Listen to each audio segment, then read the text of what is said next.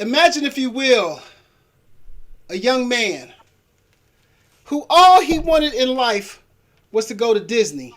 And all he wanted to do was watch Disney movies, especially one called Fantasia. One full of energy and power and light, because his life was so dark and dreary at the time.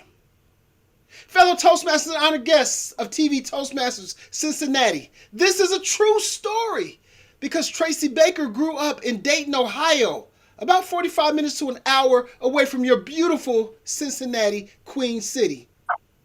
And in Dayton, Ohio, Eden, there was no Garden of Eden. Tracy Baker was scared and quiet and did not know what to do. And he definitely was not Dirty Dancing, because at every club, every party, every time we went somewhere, Tracy Baker would stand against the wall and be too afraid to talk or speak because he was fearful. And the fear that came was because he had seen a ghost. And that ghost was called fear. And that fear was keeping him held tight, Mike, to where he could not move. But Tracy Baker said one day, you know what? I'm going to listen to the instrumental music of Zazed. And this Zazed music is going to lift my spirit with the beautiful melodic tones and melodies of this music. But what does all of this mean? Because I was stuck in Dayton, Ohio. It wasn't like I was on the tropical beaches of Jamaica that had an earthquake yesterday. I was here, and I was struggling to find my voice. But there's always light. Just like Fantasia. When I see you, I saw myself one day being a strong, powerful celebrity that Deshaun Ramey could see out and say, hey, I want to be your security. So him and Greg Jenkins this past weekend at the District 40 conference were my bodyguards. And I've gone from being scared and afraid to now I'm a big speaking celebrity that goes around the world telling my story, having security, and at the same time figuring out a way to be the most powerful speaker I could be. But I didn't realize this dream, Janet, until I was way into my 20s. So for the longest time, even though I'm still only 25 now, don't worry about the math. Even though I'm only 25 now, for the longest time, I had to figure out how to calculate and use my voice in such a way that I would be able not only to get out of the mold of being scared and quiet like Jiminy Cricket, but growing up into a big, powerful man and speaker. And I'm going to tell you how I did it along the way. So yes, Eden, you have that beautiful garden in the back of you, but I'm about to tell you about the journey that I've come from to get to my Garden of Eden, which is called speaking. So Madam District Director to be, Elizabeth Ervin, Mr. President, fellow Toastmasters, Madam President rather, I want you all to sit back and take a journey with me as we talk a little bit about how I found my voice. And not only how I found my voice, but how my voice came alive at 25. As a growing young man in Dayton, Ohio, I grew up poor, of course, like everybody else. We didn't have a lot of things. We didn't have the internet. We didn't have food all the time. We had to go get food from a food bank in different places. But I always could see that the nourishment I was putting in my body, in my mind, my spirit, came from my own voice. Because even as a young man, I can remember saying to myself, one day, Tracy Baker, you're going to be on the beaches of Jamaica. And you're going to be walking up and down Montego Bay and Kingston, and you're going to be having a great time. You're going to run faster than Usain Bolt, who is from Jamaica. And you're going to do all the things that you can to make sure that David Ash could get to Jamaica one day. And the way I'm going to do that is I'm going to believe and I'm going to achieve because I can believe it in my mind. So when I was a young man, Joy, I was a success coach for a lot of people that were in my neighborhood that were poorer than I was. There was a lot of homeless kids in my neighborhood. And we would sit on the churchyard. And at the churchyard, we would sit there and we would just talk. And I would talk to them. And I was actually giving icebreaker speeches way back when I was 10, 12 years old in my churchyard. And one of the things I would tell people all the time is there is no dream that is too big.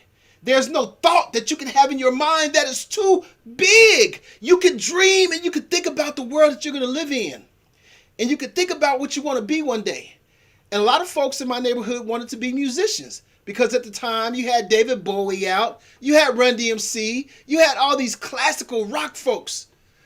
And we didn't have Zazed at that time where I know about it, or I would have been into that as well. But I would listen to Journey. I would listen to George Michael. I'm never gonna dance again. Guilty feet have... You know the rest of it. But I always imagined myself being out and using my voice, but I was too afraid to do it. Because everybody in my neighborhood knew who I was. But when I went outside of my neighborhood, I clammed up. And I was too afraid to tell my story. And once I realized that once girls started coming around, my voice started going.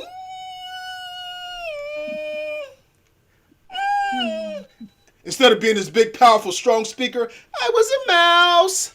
There was one young lady named Sharonda that came around. She was beautiful. She was gorgeous. She had a nice personality. And I said to myself, oh my gosh, one day I'm going to talk to her. And I saw her in the distance one day. And I said to myself, wow, there's Sharonda. I'm going to go and talk to her. And in my mind, Madam Division Director, I heard, for a minute, girl, I want to know your name. That's the sound I heard playing in my mind. But when I opened my mouth, all I heard was, so technically, I have the world's first TikTok video over 40 years ago because I was so embarrassed to open my mouth and say something to this young lady. So she went off on her own way, went everywhere she did, and she was gone. And I said to myself, darn, if I would have only said, can we talk for a minute? Girl, I want to know your name. Maybe she would have given me her phone number. Maybe we went to the movies. Maybe we would have got married. Or maybe I got lucky and dodged a bullet. I don't know the question. I don't know the answer. I don't know the ins and outs. But I do know I did not open my mouth one day. But there were times, fellow Toastmasters, when I just said, you know what, forget it. Because why bother? I lived in a house that was pretty crazy. My father was in and out, running around, whatever. And I really didn't have a guided mission to be on. I didn't have that support I needed, I think, to really develop a voice. So I kind of floundered for the longest time.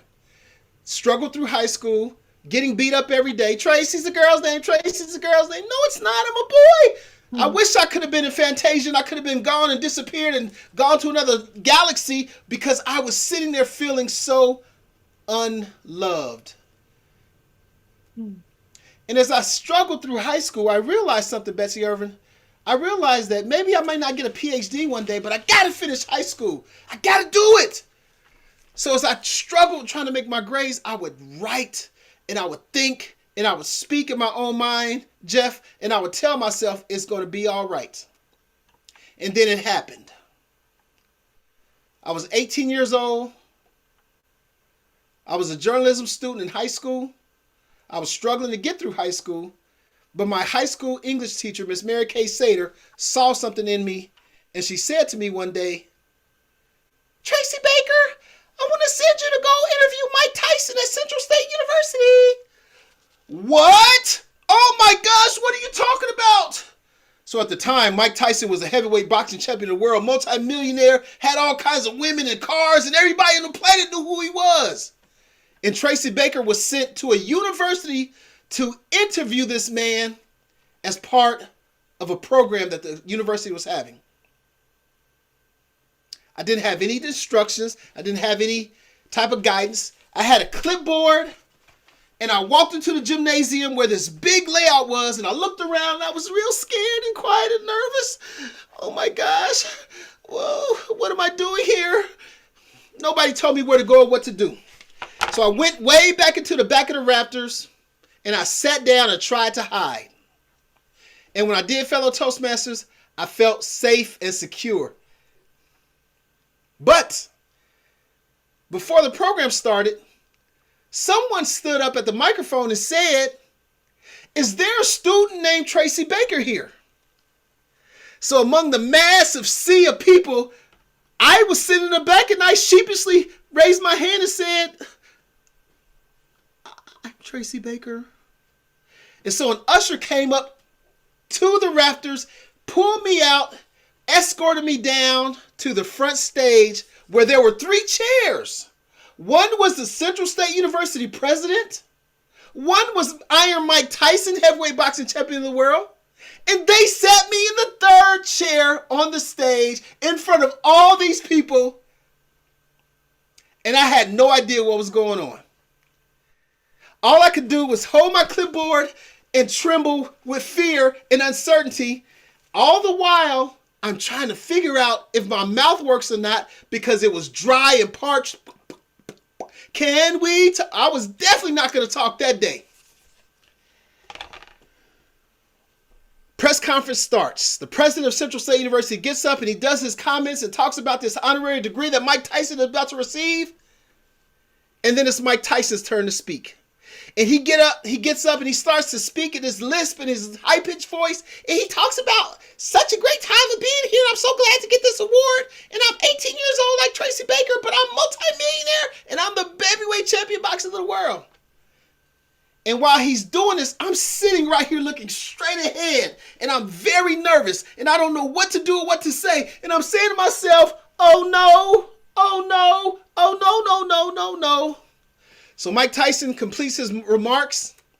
And then the moderator says, the first question for the press conference goes to Tracy Baker.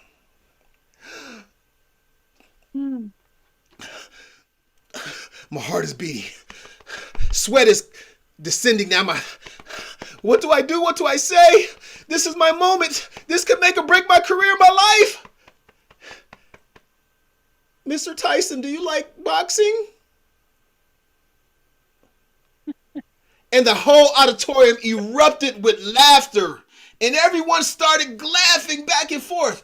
But oh, I was not embarrassed. I took it as empowerment. I said to myself, I opened my voice and I asked a multimillionaire a question. And of course he answered it. But the takeaway from that fellow Toastmasters was that was the first time I really opened my mouth in a big forum and got a response like that, whether it was laughing or not. I took it as something positive. And I said, yes! This is what I'm talking about.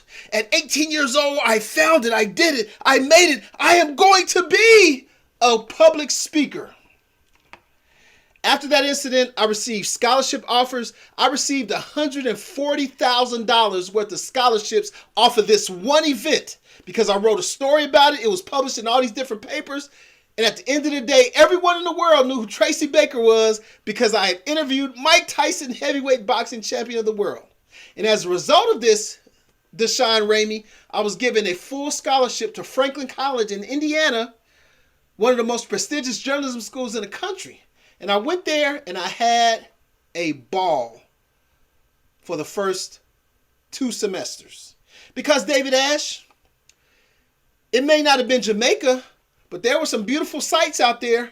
And those beautiful sights started taking my attention away from what I should have been concentrating on, which is called college and education. So as a result of me going off to college and discovering beautiful Jamaican sights, what I discovered was my grades went from very high to very low very quickly because I started losing focus and losing where I needed to be. So after a while of flourishing, I started to diminish my skills in college. And the next thing you know, I'm on academic probation for a scholarship that I received. They took the scholarship and said, you're on probation. You have to get a high score to keep it and get it back. What are you going to do? If you don't get a high score, we're going to take the money away and you have to pay it back. All these different things. And my little mind was exploding. Oh, Calgon, take me away. And I ended up coming back to Dayton, Ohio, broken, depressed, dejected, sad, defeated at the hands of my own doing at 18, 19 years old. So when I got back to Ohio, I had no more hope. I didn't know what I was going to do next. I didn't know where I was going next. But what I did know was that it was comfortable sleeping on the couch. It was comfortable doing nothing. That is until, Debbie, I found the United States Air Force and I joined. But even as I joined, I was too quiet to say anything. I was too sad to say anything because I had been defeated by life. I joined in 1991, and for 3 or 4 years, I kept my mouth shut. I did my job, but I had something burning deep inside of me that was itching to come out. And all the while, I was afraid to date. I was afraid to have girlfriends. Oh my gosh. Because I had defeated myself. So when I ended up going to the military, they sent me to Turkey in 1995. And when I went to Turkey, I was having a ball. I was having fun with my friends. And I decided I'm going to go for it. I saw a young lady and I said, I'm going to talk to her. Can we talk? But I said, no, I'm not going to do it because the last time I tried this, it was ugly. And as I was leaving the dance one particular night, a man jumped out of a room and said, hey, would you like to come and give a speech? And I said, what are you talking about? Oh, we're in a Toastmasters group right here. We have no speaker. The president's not here. We're unorganized. And I told the next person that walks by, we're going to ask them to speak. And guess what, sir? You're it. Would you like to speak? Sure, why not? So I walked in and I gave my 46-minute icebreaker within minutes of knowing anything about the program you all call Toastmasters.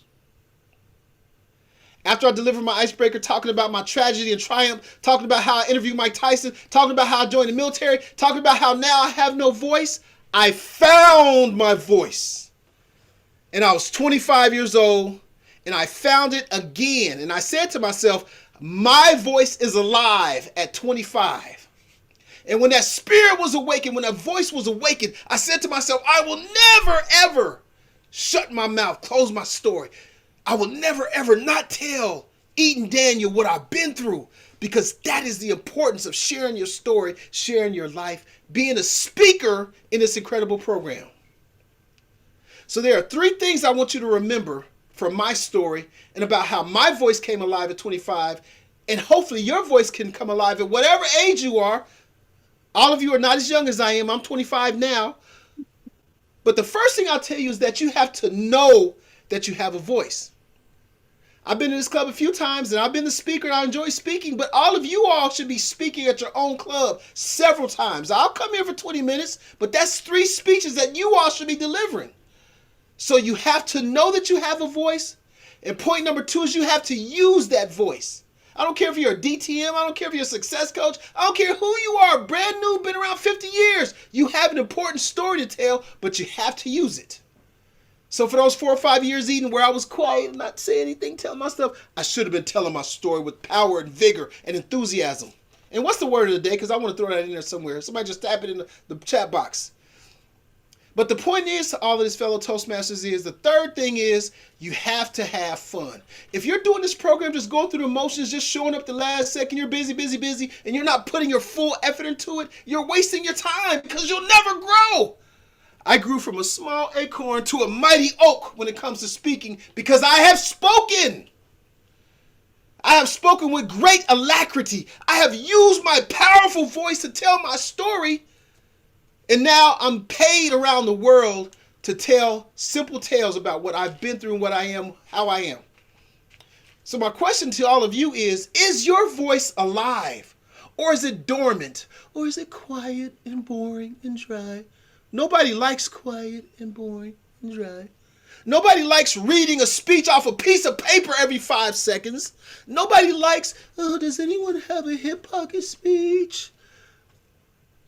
You have to take this program with great alacrity and use it to your advantage.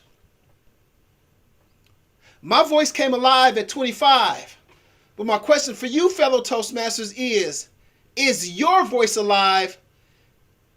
And will it come alive at 25 for you? Hey everybody, I don't know if there's a theme or not, but I have a few table topics for you. If anyone wants to try a table topic question. Betsy, I'd like to volunteer our guests as well, if that's okay. Sure.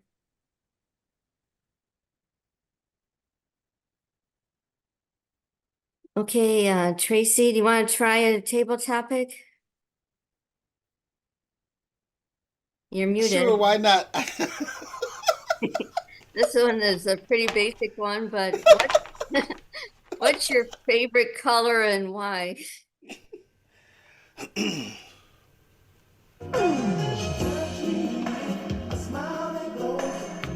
can't go a day without my sunshine.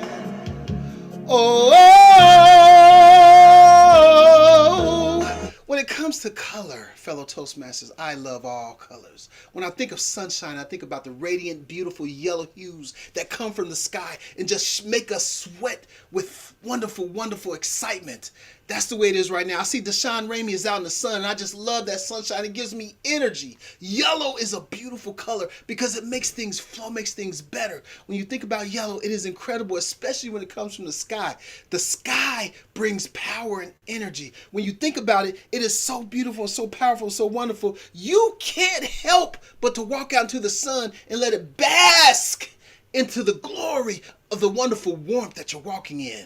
I know Eden's probably going to say color purple is her favorite color because her background. All my life I had to fight. Deshaun may be blue because he got a blue shirt on. Success yellow, maybe red may be good for Joy Harris. And we see a green light for Mr. Delahante, but that's okay. When it comes to me, I just love when the sun is out and that yellow shine is just all over. I can't go a day without my sunshine. So I want to know from all of you, when it comes to colors, are you colorblind? Or are you feeling the sun rays that fall on your face and make you feel good every single day? At the end of the day, you're a shining star, just like the sun, no matter who you are, shining bright to see what you can truly be. So show your yellow color. Show the energy that you show everybody in this world. And at the end of the day, let nobody diminish the color that you have coming from your heart, whether it's red, blue, yellow, orange, or green. But for me, yellow does it every time. Yeah, thank you. All right. Does anyone else want to try a question? I'm sure a lot of us do. I will. Jeff, has there been a time where you were able to prove someone wrong? Is that for Joy? Oh, I thought it was Jeff. Jeff was raising his hand, sorry. Or maybe it wasn't. Jeff? Or do you want to try it, Joy? Go ahead, Joy. I was clapping. Sorry. Okay. Okay.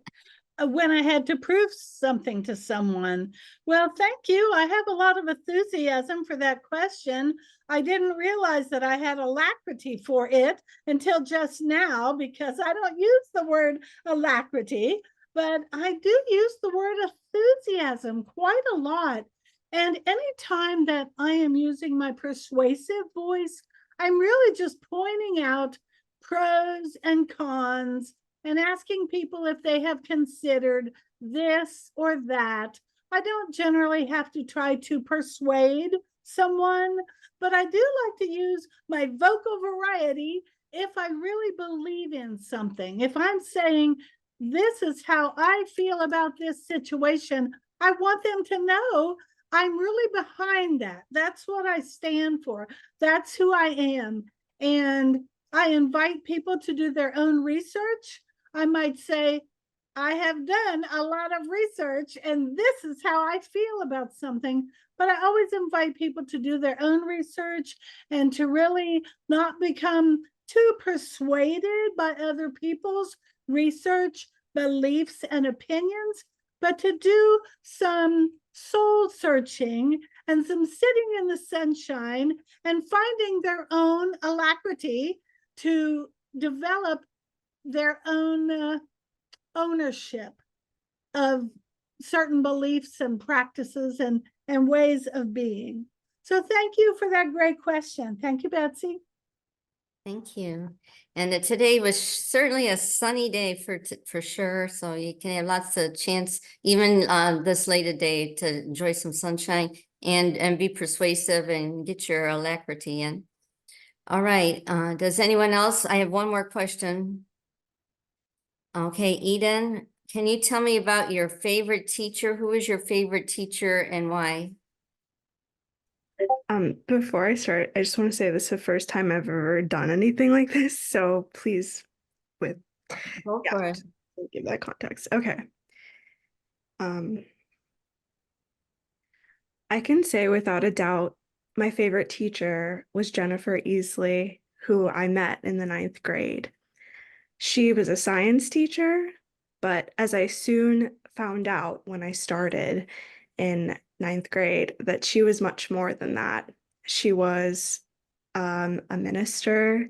She had traveled to more countries than I have fingers.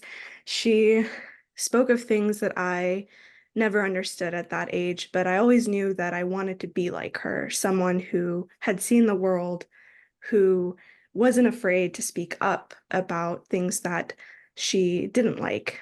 And one of the things that struck me about her was her laughter that filled the room, the alacrity with which she spoke about the topics of science, the astronomy, the things that she would introduce to our young minds, brought me to the classroom with a pen and paper, interested in learning what she had to say. Unfortunately, Miss Easley passed away my senior year of high school in 2016. And I remember all of these kind of transitions, times that I've had with her came to me as I was writing a speech to speak about her at our memorial. And the last memory encounter I had with her was in a dream that she appeared to me in a garden and brought me tomatoes that she had grown herself. She was someone who's knowledgeable about plants and animals and flora and fauna, and she was committed to teaching students about that. And as someone who was lucky enough to be her student, I find my final encounter with her in this dream, being her handing me vegetables, was actually quite touching. And I still think about her to this day, and I still want to aim my life, model my life after the things that she taught, not only in the classroom, but outside of it. Thank you very much for that lovely story, and I'm going to turn it back over to the Toastmaster. Thank you very much, Eden. That was a beautiful response to go with your beautiful background that you have on your screen. We're now going to transition to the last part of the meeting. We had our prepared speeches, we had our impromptu session, and now it's going to be evaluations.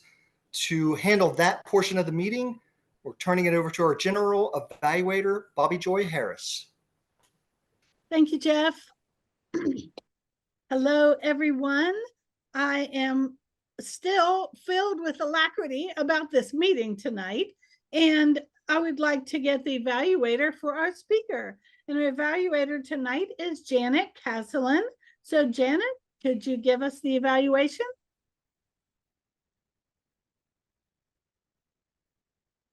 Yes, Madam General Evaluator. I will work on giving the evaluation. It was a very exciting speech filled with alacrity, and the speaker's voice, Tracy, your voice was very clear. And I just filled the Zoom with energy, the loudness you have, and you did use a couple times where you whispered, and that was also very effective. You did use some pauses.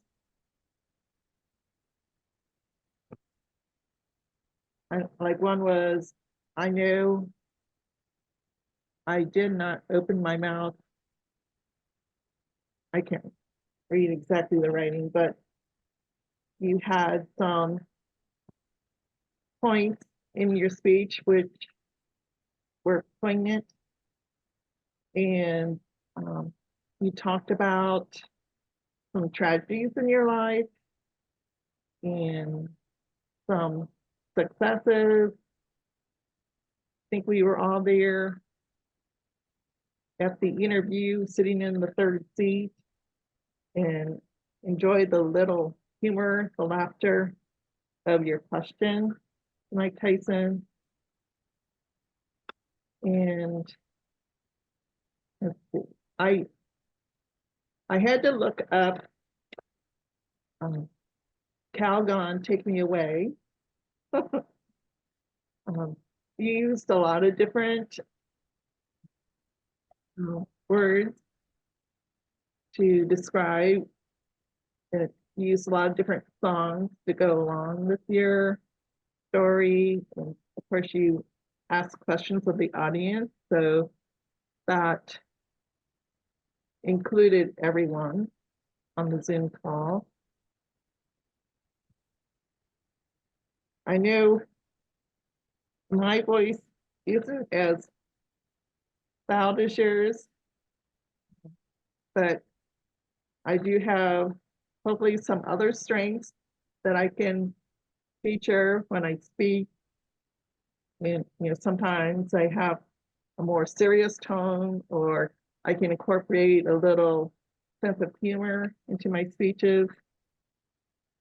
So everyone might not be able to eventually talk as loud as you do, project as loud as you do, but you motivated us very well to step up and give more speeches. And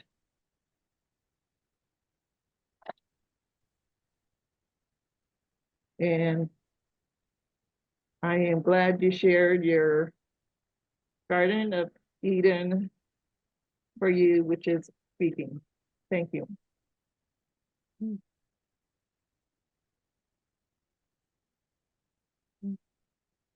Oh, okay. So thank you, Janet, for that evaluation. And now we're going to hear from the word of the day counter, the counter, and the grammarian to see how we did in our grammar and ums and ahs tonight. David Ash. Thank you, Madam General Evaluator. So yes, I have the pleasure of giving the R report and the grammarian report. The word of the day again is with alacrity, and I am doing this with great alacrity. Tracy, this is the second time you've been at this club and given a guest speech. At least the second time that I've been in attendance. So they've been great speeches both times. I think you used the word of the day twice. There were very, very few filler words. I thought that was amazing for such a long speech. Maybe there were 3 times when you used and you might drop the word and, but that was really all. So great lack of filler words. Positive usage of words. That's where I thought you really shone. When you mentioned Jamaica, of course, you asked me to mention a vacation spot. I said Jamaica. You really built up the image of Jamaica. Being back there, I could really feel myself back there on the beach in Jamaica. So that was great. And then when you built up to the first time you found your voice at 18, you found your voice twice, once at 18, once at 25. When you did so at 18, you built it up very well. You talked about how you were a mouse at first, kind of body language was very small. Then you kind of built up, you were on stage. This was your big moment. You said parched. I could actually feel my mouth getting dry when you said that. Then you said your heart was racing. My own heart started to race. So all those words really built up to that first with Mike Tyson. So a lot of picturesque words there. For your table topics, I think it was a good topic for a picturesque word usage because you were asked your color, but you really gave us the full emotional impact of the color yellow. So that was great. Joy for table topics. Use the word of the day once, but again, very few filler words. I think you used but twice, but that was pretty much it. Eden, thank you for mentioning that it was the first time speaking. I think you did a great job, especially talking the very first time in a table topics forum. You used maybe once only, and you used alacrity once that I counted. Janet, in your evaluation, again, I think you used the word of the day once. There were a few filler words. They were all right at the end, and it was almost as though you were running out of your evaluation was kind of winding down. And you were looking for the last 2 things to say, and you were looking at your notes, and so you were filling in the time a little bit with filler words. So maybe the evaluation could have ended 10 or 15 seconds earlier, because I thought there were no filler words at all, except for those last few seconds when there were several. So those are my thoughts. Back to you, Madam General Evaluator. Thank you, David. Thank you so much for that report. And now we can hear from our timer and see how everyone did on the timing of their table topic responses and our speech. Okay. And Speaker evaluation. number 1, Tracy Baker, it was 20 minutes and 25 seconds. And the evaluator for Tracy's speech was Janet. And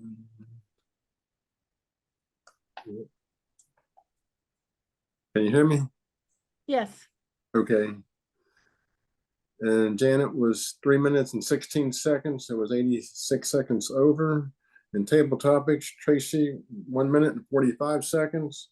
Joy, 1 minute and 35 seconds. And Eden was 2 minutes and 30 seconds. And then back to you, Madam Toastmaster. Thank you. Thank you. Thank you. Well, this concludes the evaluation portion of our meeting tonight. And we did start on time. We might end a few minutes early. We'll get an opportunity to say hello to our guests. And I do love that part when the guests just pitch in and take a table topics. When I had my first Cincinnati TV Toastmasters meeting, we were in the TV studio. And when I came in, they asked me if I would be willing to take a table topic. And I said, I don't know what that is. And they told me that it was impromptu speaking. I said, well, I came here to do this. You know, I came here to play. So I got up on the platform, stood at the lectern, and I delivered so many ums and ahs that for I don't know how long, they said my, even just something short like a table topic, had a generous sprinkling of ums. And so I hope I have watched myself grow where I don't say quite so many ums and ahs in my impromptu speaking, but they didn't really mention that they were counting those things, and I wasn't aware. And I'm very aware of it now. TV news commentators, any public speaker that says or ah, it's just going to do a lightning bolt through my system. And for the most part, they don't. They are accomplished professionals and they don't use a lot of ums and ahs and filler words, even when you can tell they're impromptu answers. So I have enjoyed so much about the meeting tonight. I'm going to say that we are doing very well on time. And so I would like to turn it back over